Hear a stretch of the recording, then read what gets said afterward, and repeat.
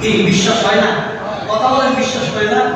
আপনি কোরআনের মজলিসে কোরআনের কথাগুলো হয়, কোরআনের উদ্ধৃতি দিয়ে কথাগুলো হয়, কোরআনের বাস্তবায়নের কথাগুলো হয়, দ্বীনের কথাগুলো হয়। মজলিসের একটু দূরে গিয়ে বলে, হুজুর শালার বেটা কি কথা বলে, বাইরে পায়ে সাইজ করে তুমি এমন কথা বলে কি বলে না? বলে না।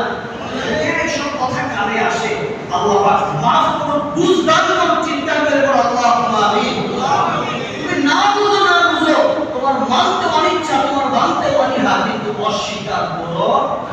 অস্বীকারকারীকে আল্লাহ ছাড়বেন না।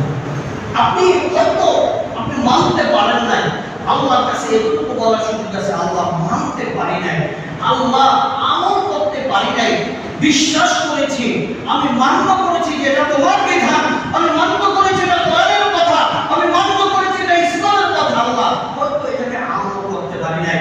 আল্লাহ তুমি তো রহমান, তুমি তো রহিম, তুমি যদি ইচ্ছা করো আজকে মাফ করে দিতে পারো, আর যদি ইচ্ছা করো তাহলে তুমি আমাকে আযাব দিতে পারো। এই কথাটা বলেন আল্লাহ রহমান, আল্লাহ রহিম, ইচ্ছা করলে তওবা করতে পারেন কি পারেন না?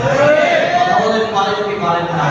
কিন্তু যদি আপনি কোরআন করেন, কিন্তু যদি আপনি আল্লাহর এই আইনের বিরুদ্ধে কথা বলেন, কোরআনের বিরুদ্ধে কথা বলেন, আপনি যদি কোরআন ওই দাম্ভিক ব্যক্তি যে কোরআনের সাথে দাম্ভিকতা করেছে, ওই দাম্ভিক ব্যক্তি যে নবীর আদর্শের বিরুদ্ধে দাম্ভিকতা করেছে, ওই দাম্ভিক ব্যক্তি যে মানুষের সাথে দাম্ভিকতা করেছে, যে নবীর সুন্নাতের বিরুদ্ধে দাম্ভিকতা করেছে, নবীর সুন্নাতের কথা যখন